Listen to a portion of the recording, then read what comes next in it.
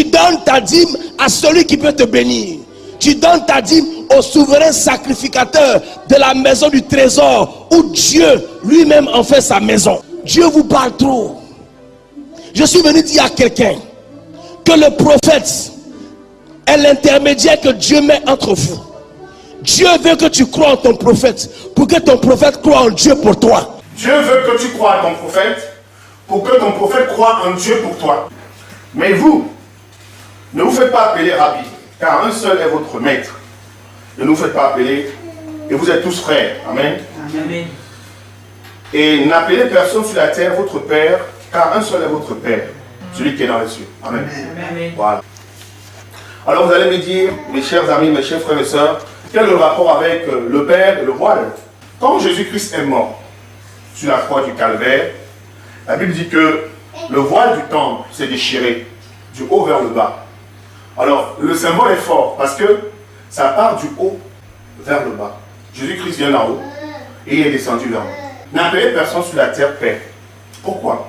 Premier point, les sacrificateurs qui sont des hommes d'abord et qui remplissent les fonctions dans le temple ont corrompu leur foi. Vous savez qu'on avait l'ancienne alliance. Si on a une nouvelle alliance, c'est parce que l'ancienne, donc l'ancienne alliance n'était pas parfaite. De ce fait qu'on a une nouvelle alliance. Donc l'ancienne alliance avait été donnée dans l'attente que le Seigneur Jésus-Christ vienne. Et ceux qui travaillaient dans le temple, c'était les hommes. Et on avait ce qu'on appelle un voile qui séparait le lieu saint et le lieu très saint. Celui qui devait entrer dans le lieu très saint, que le souverain sacrificateur, et tout le monde devait passer par là. Or, le souverain sacrificateur, c'est un être humain. C'est quelqu'un qui pêche. Et c'est quelqu'un qui donne d'abord les sacrifices pour ses péchés, pour expier ses péchés, avant maintenant de transporter le sang, la cendre, dans le lieu très saint du péché de tout le peuple. Donc, le Seigneur a vu que non seulement il ne respecte plus les voix, c'est les hommes d'abord, c'est les pécheurs qui tombent, qui font plein d'erreurs. En plus de cela, ils ont corrompu leur voix. Parce que tu peux, comme nous aujourd'hui, nous sommes les saints sacerdoces royales, tu peux être justifié en Jésus-Christ, être un enfant de Dieu, mais corrompre ta voix. C'est-à-dire que tu ne vis pas selon la parole. Vous comprenez? Le Seigneur t'a justifié par son sacrifice sur la croix. Mais tu peux, malgré cela, que le Seigneur t'a racheté, tu continues à vivre dans le péché. Donc ça veut dire que tu as corrompu ta voix. C'était la même chose dans l'ancien temps. C'est-à-dire que les sacrificateurs, les prophètes, étaient des prophètes de mensonges, c'était des prophètes corrompus, c'était des prophètes qui prenaient l'argent, c'est des sacrificateurs qui prenaient l'argent pour consacrer d'autres. Vous devez savoir que Satan, la Bible dit que Lucifer veut dire porteur de lumière. Il n'est pas la lumière parfaite, mais il était le reflet de la lumière de Dieu. Donc, il recevait la lumière et il l'amenait. Et c'est à partir de cela qu'il a pu séduire plusieurs personnes. Et le monde fonctionne dans un principe d'alliance. Dans l'Ancien Testament, tu ne pouvais pas être directement serviteur de Dieu. Tu étais serviteur de ton maître. Est-ce que vous avez suivi? On a le cas de Moïse. Josué était serviteur de Moïse. Et Josué, il recevait sa révélation, son onction à travers Moïse. Est-ce que vous comprenez très bien? Donc, ça veut dire que celui qui est ton parrain, celui qui est au-dessus de toi, ton menton, tu reçois l'onction directement de lui. C'est pour ça qu'Élie, quand il est monté au ciel, Élisée ne pouvait pas commencer le ministère tant qu'Élie n'avait pas été enlevé. Donc quand Élie est enlevé, il jette son manteau sur Élisée. Vous voyez un peu? Donc il récupère l'onction de quelqu'un d'autre. Est-ce que vous me suivez très bien? Donc, le Seigneur, quand il vient, il voit que les hommes sont corrompus. Il a affaire à des hommes. Il a beau faire, ce sont des hommes. En plus, nous sommes des mortels. Donc il n'y a rien de bon en nous. Donc le Seigneur, qu'est-ce qu'il fait? Il va venir briser cela. Le cas de Josué, Moïse, il avait 120 ans.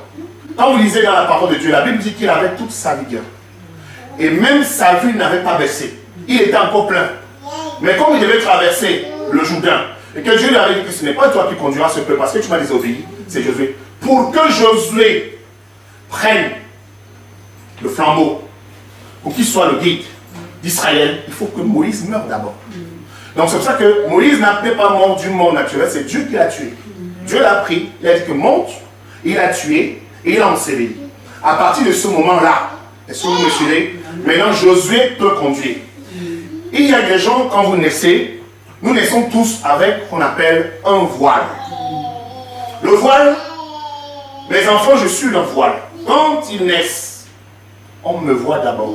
Parce qu'ils ne connaissent pas. On a parlé de ça à l'étude biblique vendredi. Et c'est moi qui leur enseigne la voix de Dieu. Or, je peux corrompre. Je peux leur enseigner autre chose. Je peux leur enseigner un autre Dieu. Je peux leur dire que Dieu n'existe tout simplement parce que c'est moi votre Dieu. En Afrique, il y a des gens qui ont des croyances que mon Père sur la terre, c'est mon Dieu. Si ton onction vient d'un homme, s'il y a une mauvaise onction, cela arrive dans ta vie. Est-ce que vous me suivez? L'onction aujourd'hui, le Saint-Esprit par exemple, quand on fait l'excès par l'imposition des mains, c'est pas que je t'ai imposé les mains, il vient de moi pour entrer en toi. Non. J'impose les mains, je libère un espace. Et il descend en toi. Amen. Il ne vient pas de moi, il rentre. Mais dans l'ancien temps, c'était l'onction du prophète. Et quand il finissait le temps, quand il finissait son travail, il déposait le manteau et quelqu'un d'autre venait porter le manteau. Est-ce que vous me suivez toujours? Donc, Jésus-Christ, quand il vient faire quoi? Il vient déchirer le voile. Amen. Pour que nous ayons tous accès. Je suis l'Éternel. C'est là mon nom. Je ne donnerai pas ma gloire à un autre, ni mon honneur aux idoles. Amen. Amen. Je ne donne pas ma gloire. Amen. Amen. Donc, c'est la deuxième chose. C'est l'une des raisons aussi pourquoi Dieu vient briser cette alliance. L'alliance du parrainage. Vous comprenez? Parce que, il y en a quand ils sont des pères, quand ils sont des parrains, ils prennent la gloire de Dieu. D'accord? Ils prennent la gloire de Dieu de telle sorte que le Seigneur n'est plus vu. Le Seigneur, il est derrière. En fait, quand tu te mets en face d'une personne, il faut que la lumière puisse passer. Amen.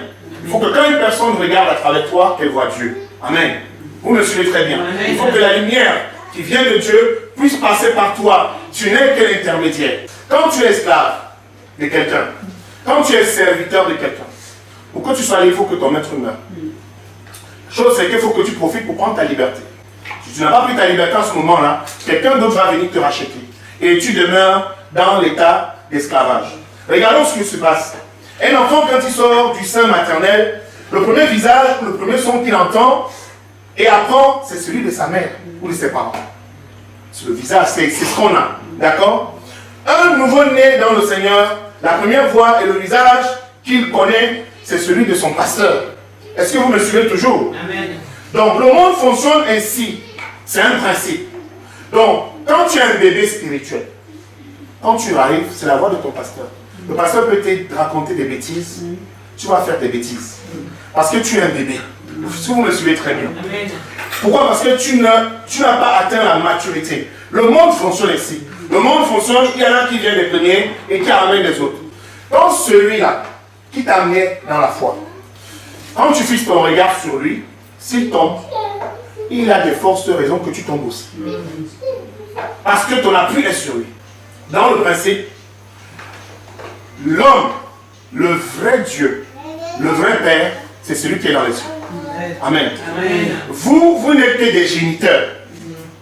Est-ce que vous me suivez toujours? Amen. Donc, on remarquera par exemple que un pasteur peut te maintenir dans un état de bébé spirituel pour que tu dépendes toujours de lui. Parce que je vous explique quelque chose. Le monde fonctionne comme un moulin. Un moulin, il faut alimenter de l'eau. S'il n'y a pas de l'eau dedans, il ne tourne pas. Donc il faut que quand il y a des bébés spirituels qui arrivent, il faut qu'ils grandissent. Mais si au bout d'un temps, le pasteur n'a plus de quoi nourrir, il peut se retrouver seul. Mais on est dans un principe du monde. Est-ce que vous me suivez? Mais en fait, dans ce que le Seigneur recherche, le Seigneur ne recherche pas que nous restions des bébés spirituels. Le Seigneur veut que nous ayons dans la croissance. Nous sommes tous des frères. Amen. Amen.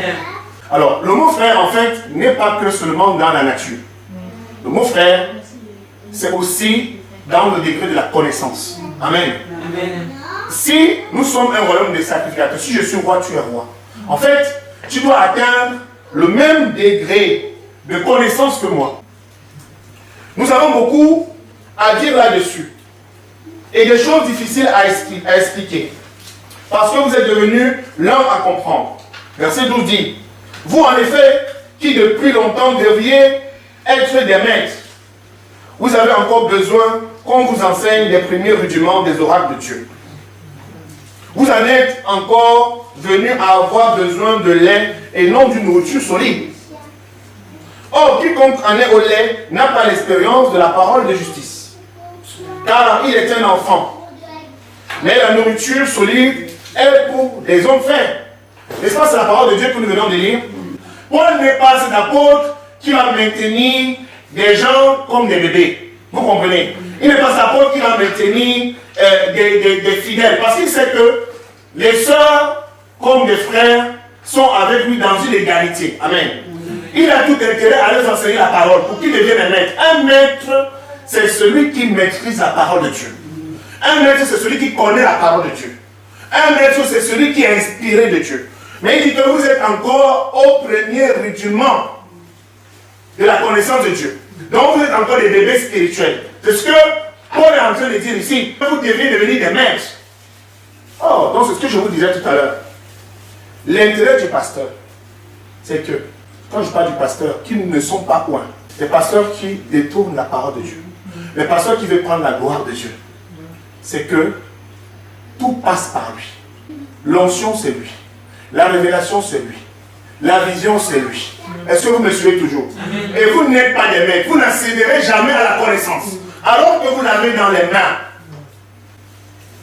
Et ils aiment ça. Et parce que aussi, il y a des frères et des sœurs qui aiment ça. Oh, pasteur, touche-moi. Elle vient d'écouter un message. À la fin du culte, elle est encore à s'aligner. J'ai vu ça, j'ai été fatigué. On finit un culte. On a une queue comme ça. Le pasteur dit, prends ce côté, je prends ce côté. Oh, pasteur, je veux que tu me touches. Parce que je veux que tu fasses cela. Parce que je veux que tu pries pour moi. Parce que je veux ceci. Parce que je veux cela. Mais tu as accès au Seigneur. Le voile est déchiré.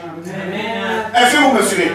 Et il y a des pasteurs qui cultivent cela. Donc ça fait que il devient un père spirituel naturel devant toi. Il y a le voile. Écoutons la suite, c'est intéressant. C'est tout. Ne cherche pas à connaître Dieu.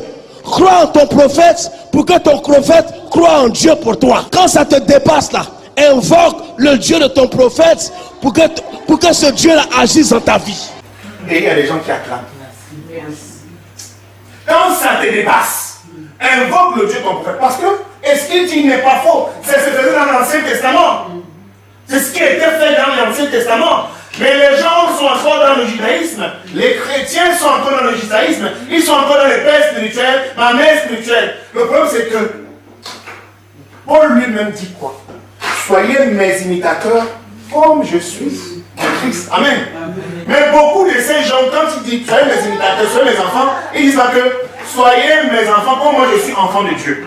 Ils disent toujours que soyez mes enfants, je suis votre père, je suis votre mère. On ne cite pas le nom de Dieu dans. Quand tu tiens un discours, tu ne cites pas le nom de Dieu de A à la fin, tu n'as pas glorifié. Crois au Dieu de ton prophète. Et il priera pour toi. Et il y a des gens qui sont dans des églises plein. Et ils sont assis. Vous voulez qu'on avance comment? Vous voulez qu'on avance comment? Paul est en train de dire que vous, qui deviez déjà être des maîtres, on est en train de vous enseigner. Vous n'avez pas la Bible pour lire. Bien aimé, ce que j'ai dit, ce n'est pas certainement pour toi, mais c'est pour ceux qui vont voir cette vidéo. Parce qu'ils sont pleins comme ça dans des églises pareilles. Oh, pasteur, touche-moi. Oh, il faut que l'homme de Dieu me touche aujourd'hui. L'homme de Dieu prie pour moi. L'homme de Dieu, est-ce que tu peux jeûner pour moi? L'homme de Dieu, est-ce que tu peux faire ceci? Oh, mon père, oh, papa, est-ce qu'il ça? Ben, ceci, c'est là. Dieu n'est plus dans cette affaire. On a bouffé sa gloire. Jésus-Christ est donc mort. Pourquoi? Moi, je dis toujours ça. Jésus-Christ est mort. Pourquoi? Pourquoi cet homme a été crucifié sur la croix? Il a souffert. Pourquoi? Il a dit tout est accompli. Et quand il a baissé la tête, Père, tout est accompli. La Bible dit qu'il y a un tremblement de terre. Le voile du temple s'est déchiré. Pour qu'on ait accès au Père. Pour que tu aies accès directement au Père. Le voile du temple est déchiré. Que tu puisses discuter avec ton Père. Il casse le protocole de père spirituel, mère spirituelle, toutes ces choses-là. Nous ne sommes que des commissionnaires, des envoyés de Dieu. Nous ne savons rien, nous ne faisons que répéter ce que on nous a dit de faire, et nous allons faire que ce qu'on nous a dit de faire. C'est ça. Je vous ai parlé de Moïse. aie soin de bâtir le tabernacle selon le modèle que tu as vu. Tu ne peux pas reproduire quelque chose si Dieu ne te montre pas ça. Sinon tu inventes et tu n'es pas dans le plan de Dieu. Tu n'es pas sur le chemin de Dieu. C'est ça le problème qu'on a dans l'église aujourd'hui. Nous sommes des frères et des sœurs. Nous devons avoir accès à la parole de Dieu. Amen. Pourquoi? Parce que si je suis limité dans la connaissance, si je suis en train de dire une erreur, il faut qu'il y ait une personne dans la salle qui me reprenne. Qui me dise que frère Isaac, ce que tu enseignes, c'est pas bon. Tu as beau être un pasteur, un docteur, tout ce que tu veux. Tu fais faute à cet endroit. Ce n'est pas vrai. C'est ça. Mais combien de gens reprennent le pasteur dans l'humilité et dans la douceur, dit que pasteur, tu t'es trompé. Ils disent des conneries, plein de choses, et ils acclament, ils amènent d'autres personnes, ainsi de suite. L'église est pleine comme ça. Quand le Seigneur dit des choses simples, mon peuple périt par manque de connaissance. Vous savez, on va chercher la Bible trop loin. Il y en a qui veulent faire des grandes études, ils vont faire des trucs. Les sœurs ont laissé, elle a laissé son travail, je vais faire des études en théologie, je vais faire ceci, cela. Le frère a laissé ceci, je vais faire un pasteur, j'ai une... Et il y a tout dans la parole de Dieu. Il faut lire. Je vous dis que tout n'est pas codé. Tout n'est pas codé. Il n'y a même que 10% des écritures sont codées. Il faut une révélation du Saint-Esprit. Le reste, c'est simple. Tu lis ça, tu comprends. Mais les gens ne veulent pas comprendre parce qu'ils veulent qu'on les touche. Ils veulent des grands messages, des gros messages. Ils veulent le spectacle, des choses comme ça. Quand ils sortent, il est satisfait, il était quelque part. Et le dimanche après, il revient avec le même problème. Moi, Paul est en train de dire que vous, en effet, qui depuis longtemps devriez être des maîtres, vous avez encore besoin qu'on vous enseigne des premiers rudiments des oracles de Dieu. Preview.